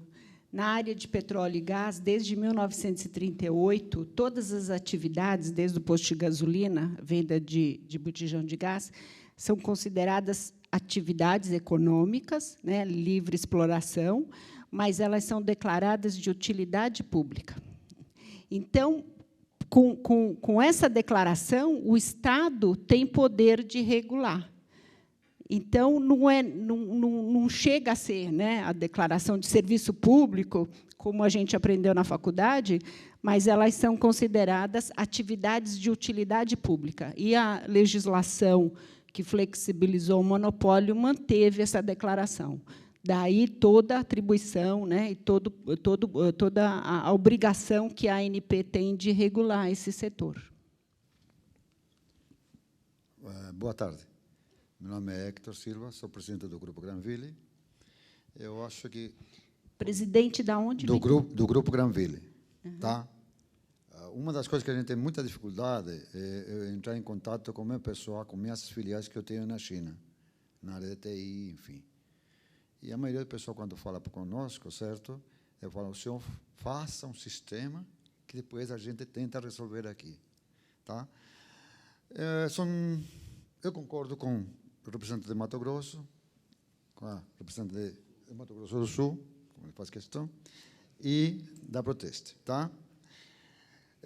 Uma pergunta, acho que, entre elas, que eu fiz para o Ministério da Justiça e para a anterior pergunta que eu fiz, justamente, e uma pena que o ministro da Telecomunicação não esteja aqui, e da Anatel.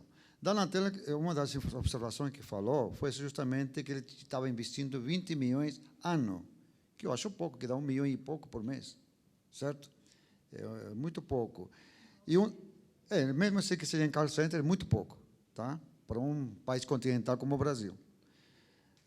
A minha pergunta é o seguinte: a Anatel diz que é fiscaladora e reguladora, mas ela não é independente porque pertence ao governo federal. Eu acho que, se ela fosse independente, ela poderia cobrar mais. E uma das coisas que estamos discutindo, que eu comentei hoje, agora há pouco, é que justamente nós vamos estar discutindo isso durante 5 anos mais, é que se o Brasil tiver, uma pena que veio um representante do Exército aqui, entrou mudo, saiu calado, podia ter perguntado porque seria considerado de segurança nacional. Há quanto tempo que o Brasil não lança um satélite novo de comunicações? Tá? Segundo, por que a Telebrás não poderia ser um provedor nacional brasileiro? E terceiro, certo? Nós temos dinheiro para investir. Se caso tem esse problema de multa, de vários problemas, que são multadas as empresas, e a Oi pertence ao grupo Gutierrez, André Gutierrez, que é uma construtora nacional, tá?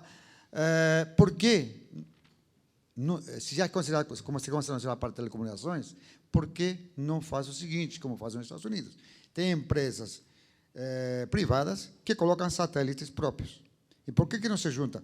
Contando com a coordenadora, que se juntaram na parte de energia e de gás, né? Por que não deixam justamente empresas, ou as 4 ou 5 empresas poderosas do Brasil, juntadas, que são privadas, lançar um satélite próprio? Eu acredito que todas essas dificuldades que nós estamos tendo hoje, certo? Nós não teríamos. Até ponto que agora, na época das confederações, a FIFA teve que trazer, acho que uns 5 ou 6 caminhões para colocar em vários estádios para poder complementar melhor. Tá? E depois foi retirado e foi levado e continua aquilo que está. Complementando, nós estamos agora, como ela falou a moça da protesto anteriormente, ela disse que está com 3G. Eu duvido. Nós estamos com 1G e meio, no máximo 2. No máximo 2. Então, se que me prove ao contrário, porque eu trouxe o celular de 15G e tive que jogar fora. Tá? Então, aí a Anatel que me diga para mim, já que ela diz que é do governo, então me diga o seguinte, por que ela não fiscaliza o governo, né, e resolve isso? Só isso, minha pergunta. Elisa. Sobre os comentários acerca das decisões do governo sobre satélite, sobre a Telebrás, eu não me sinto confortável de dizer, porque falo aqui sobre a área de relações com os consumidores da Anatel, mas a Anatel não é o locus de decisão dessas políticas, que envolvem os investimentos da Telebrás e a discussão sobre o satélite, que, de fato, o governo tem levado adiante, né? Existe um projeto de satélite, mas não me sinto confortável de comentar sobre isso. Sobre a atividade específica da agência nesse debate, uma coisa que eu queria aproveitar para comentar é que a discussão sobre consumidores ela tem ganhado relevo em função de a gente ter conseguido no setor, e não só no setor, mas também em outros, garantir uma série de políticas sociais do governo, expansão de renda, desconcentração de renda, e criamos uma massa de consumidores. Isso não é diferente, pelo contrário, isso é muito o que aconteceu no setor de telecomunicações. E a atuação da agência ela vinha sendo, até então, bastante forte na área de expansão de serviços, com seus PGMUs, planos de metas de universalização, assim como também com seus compromissos de expansão de serviço nos editais. Então, não acredito que a Anatel esteja dissociada do restante do debate nacional, que agora que temos uma massa de consumidores, precisamos garantir direitos e garantir aprofundamento do debate acerca da melhoria do atendimento a consumidores. Acredito que estejamos, junto do restante do governo, no mesmo movimento de aprofundar esse debate. A agência acompanha esse movimento e tem buscado fazer isso. Sobre os 25 milhões por ano, 25 milhões por ano, que é o que a gente gasta com call center, eu nem acho que, apesar disso ser comparativamente ao restante da atividade operacional da agência, isso ser um valor expressivo, porque a agência ela tem um orçamento limitado, e esse é um valor expressivo do orçamento da agência, mas, mesmo que não fosse expressivo, a questão não é o quanto custa o call center, a questão é que o call center está desenvolvendo uma atividade que é das operadoras, que as operadoras têm que resolver. Não é o governo que tem que tratar dos problemas dos consumidores, porque eles são consumidores de operadoras privadas, e elas ganham com esses consumidores. E, portanto, todos os problemas que elas geram para os consumidores têm que ser por elas resolvidos. E eu digo isso não só do ponto de vista da agência, como digo também do ponto de vista dos PROCONs e dos juizados.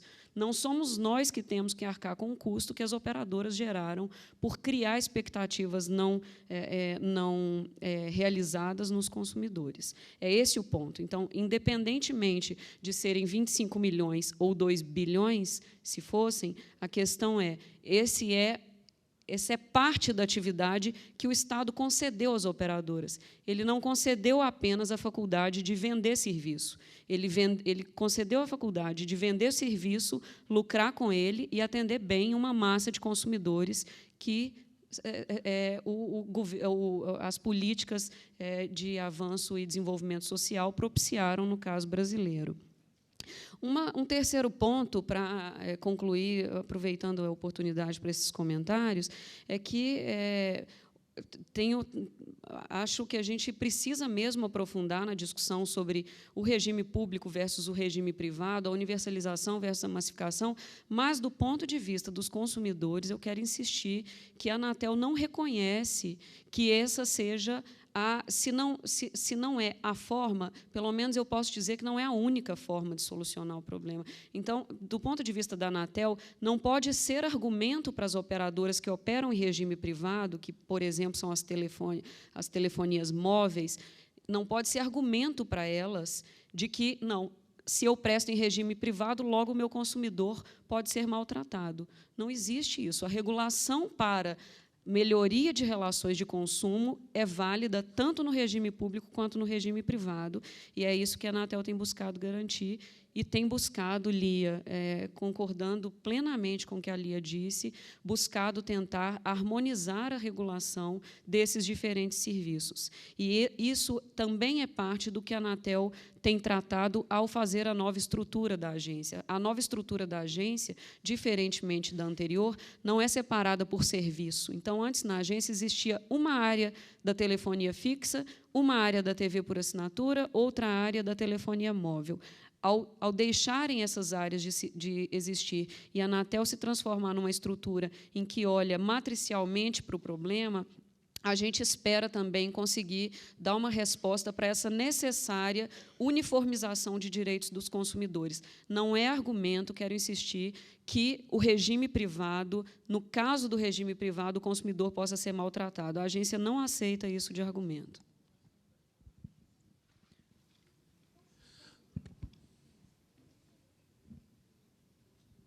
Não, só para esclarecer, eu concordo plenamente que a questão do regime não é um empecilho, muito pelo contrário, né, porque prestado no regime privado ou prestado no regime público é serviço público de telecomunicações e, portanto, tudo que diz respeito a garantir qualidade, cortesia no atendimento, não discriminação, enfim, aquilo tudo se estende a todos os consumidores, o consumidor de serviço público ou privado. Quando a gente propõe, né, essa questão do regime, da alteração do regime, a gente está tratando da qualidade do serviço em si, né, a qualidade do provimento, a possibilidade de universalizar, de fazer o serviço chegar a mais consumidores, porque os próprios dados do CGI recentes e tudo mostram que a banda larga boa,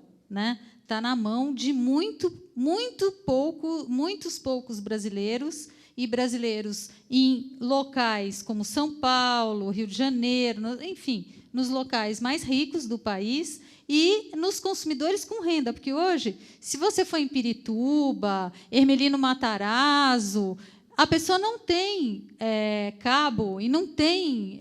ou ela contrata um modemzinho do 3G, ou então ela não tem acesso, mesmo estando em São Paulo. Então, o nosso questionamento é esse, gostaria de concordar plenamente. O serviço é público. No regime privado, no regime público, o consumidor tem o mesmo direito, até por conta do Código de Defesa do Consumidor.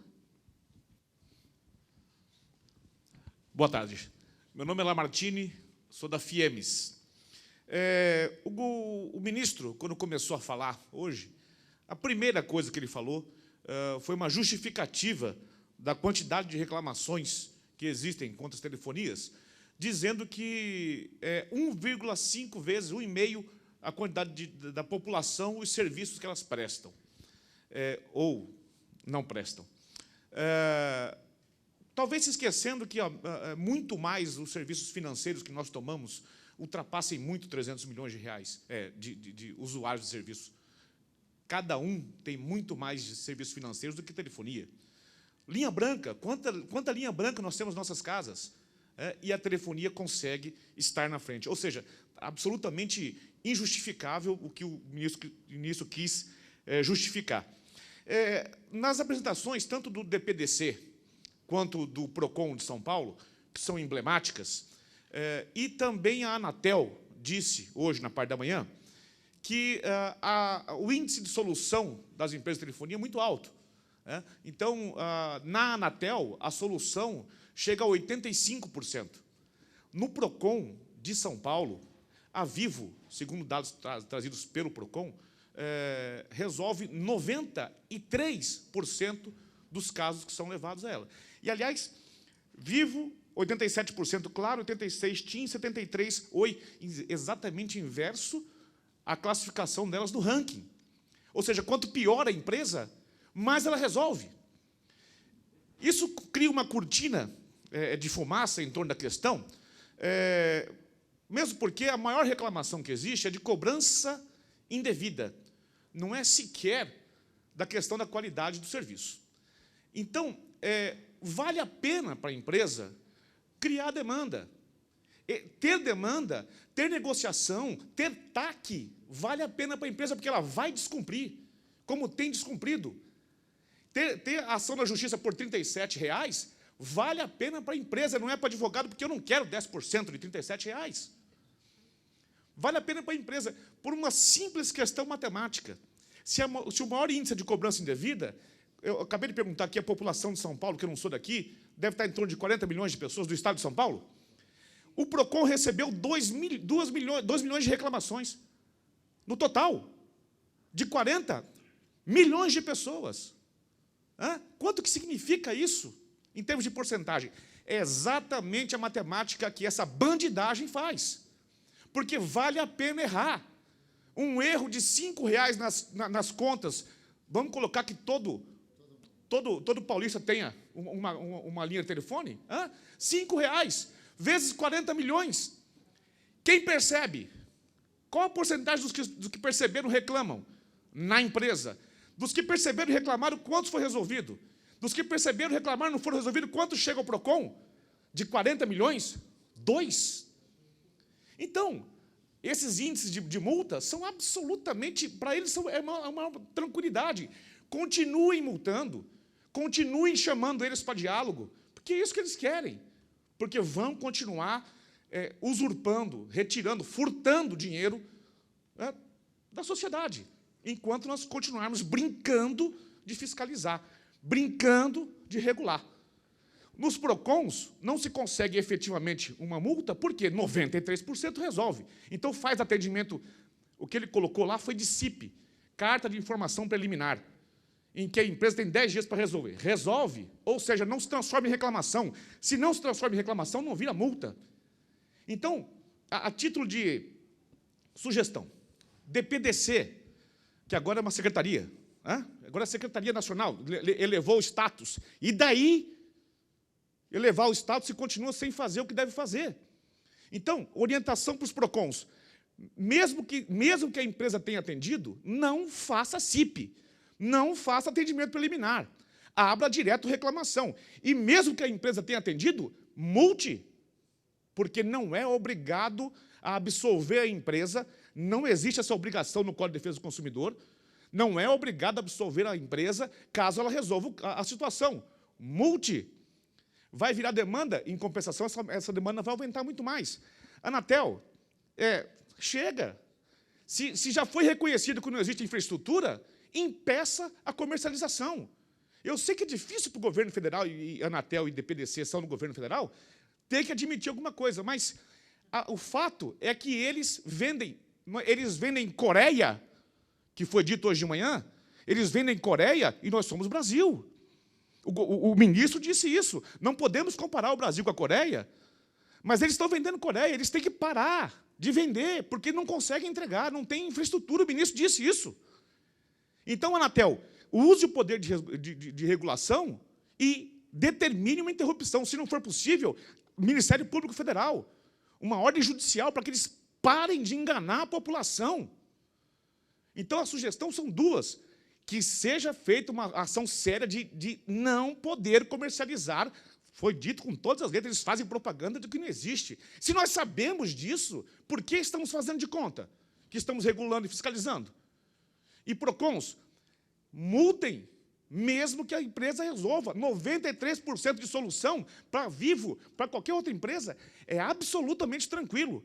Eles apostam que o consumidor não vai chegar no PROCON, e não tem chegado. O PROCON não tem capacidade de atrair o consumidor. Então, não vai chegar, tem mais reclamação no Reclame Aqui, né, em outros setores, do que no PROCON. Então, para eles é absolutamente confortável. Transforma esses 93% em multas, porque o consumidor só reclama da cobrança indevida porque toca no bolso. Se deu problema na telefonia, da qualidade, nós vamos aceitar, nós somos tranquilos. Puxa, eu não consegui ligar, liga de novo, aquele filminho que passou hoje, vamos tentar de novo. Mas na hora que toca no nosso bolso, aí, ainda que sejamos em 5%, vamos lá reclamar. Vamos fazer as empresas reclamar. Vamos fazer a Vivo, vamos tocar no bolso delas. E uma das formas de tocar no bolso delas, e o único que elas reconhecem, é não vender o que todo mundo sabe que vocês não podem entregar.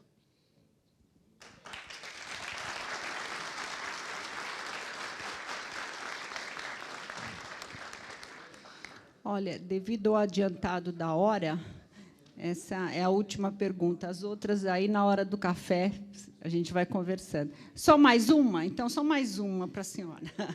Tá bom. Boa tarde. Sou assessor jurídico da FIEMS, Mato Grosso do Sul. Nossa, vocês vieram em comitiva, hein? Nós estamos aqui tentando copiar o seu evento, para levar para lá. Eu gostaria de fazer uma colocação. Quando o Estado concede uma atividade, não se exime, não abre mão da responsabilidade por aquela atividade. O concessionário é um mero terceiro, mas o Estado continua, assim como as operadoras não podem transferir o custo para o Estado também não pode transferir tranquilidade à operadora que se vire. Vou dar um exemplo. Existe um TAC, um termo de ajustamento de conduta, que todo mundo sabe que o primeiro item é confessar uma conduta irregular. Então, existe um TAC lá na Anatel, que deveria estar no site da Anatel, para nós, de outros lugares do país, conhecermos, que impôs um valor astronômico para as teles em investimento, em ajuste de conduta. E nós estamos reclamando que não há ajuste de conduta, porque nós estamos reclamando disso ainda. Então, é o seguinte, por que esse TAC não está em um site para a gente ter conhecimento? E os investimentos que as operadoras foram multadas, esses investimentos que elas foram obrigadas a fazer, elas estão fazendo nas sedes das Copas. O meu estado, que não tem Copa, não tem investimento nenhum. Nenhum. Não chega esse investimento lá. Então, eu queria que o TAC estivesse lá, ou seja, qualquer sanção que for aplicada, esteja no site da Anatel, para todo o Brasil. O Brasil só começou a mudar depois das passeatas. O Estado só começou a ver que o povo existe depois das passeatas. Então, é preciso que o povo também enxergue nessas agências, aproveitando o momento de transparência que estamos vivendo, enxergue lá os TACs, os termos de ajustamento de conduta, as entrevistas. Nós sabemos que essas informações que vão ao PROCON e que não viram multa não chegam na estatística. Eu estive na ANEEL, ele disse assim, mas vocês não reclamam. Por isso que a sua empresa concessionária consegue o IASC, o IASC, Índice de Avaliação de Satisfação do Consumidor, ela sempre está no ranking, lá em cima. E é a pior operadora do meu estado, é a única, porque é monopólio, mas daquela região do Centro-Oeste é a pior. Mas ela sempre está sendo bem pontuada nesse índice. Então, nós, consumidores, estamos sendo enganados também pelos órgãos oficiais. Nós queremos que os órgãos façam o seu trabalho e estabeleçam esse diálogo de transparência. Senão, nós, consumidores, seremos sempre um elefante amarrado ao pé de alface.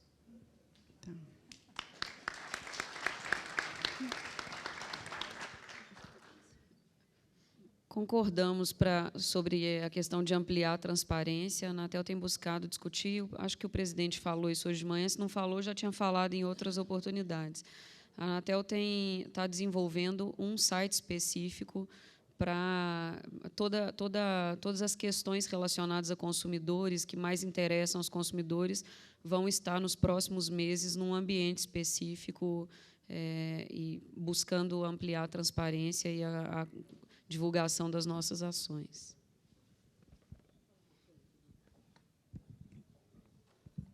Só uma informação em relação ao TAC, como foi cobrado,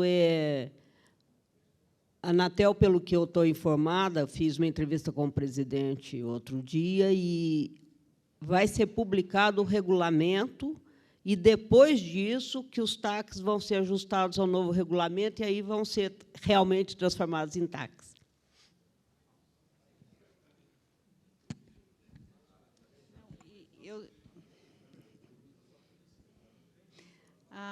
A senhora é a penúltima, né? Hã? Então. Ela já estava na sequência. Então.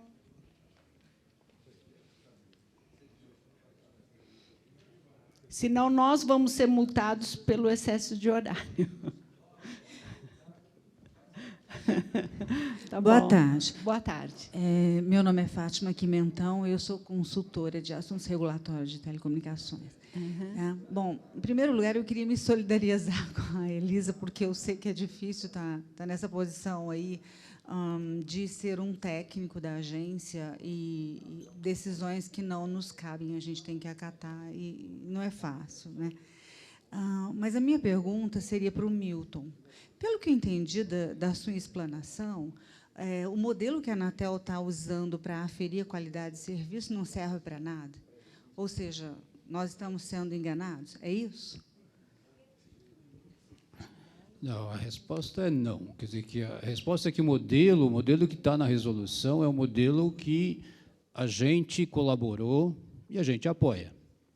Entendeu? A execução disso que é o problema. Quer dizer, que acho que o que eu estou pondo aqui é que existem 3 pontos que a gente está atento, a gente está acompanhando, e que existem, logo que se emitiu resolução, na hora de escolher a própria IAQ, entendeu? Que o próprio grupo GIPAC tentou alterar o ponto de medição. Então, reclamamos disso, a Anatel concordou e está fazendo com que a medição seja no ponto de troca de tráfego. Então, está correto.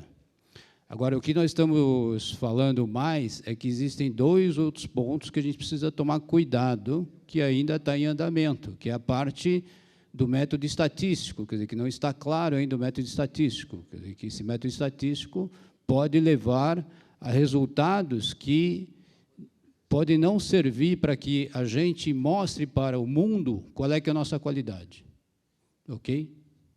Então, é esse ponto a considerar. E outro ponto que eu falei é sobre como que está se medindo comunicação multimídia. Existe um dos protocolos da internet que não está sendo considerado. Então, eu digo que isso também pode, mais tarde, né, determinados serviços vir a não funcionar porque não está sendo medido.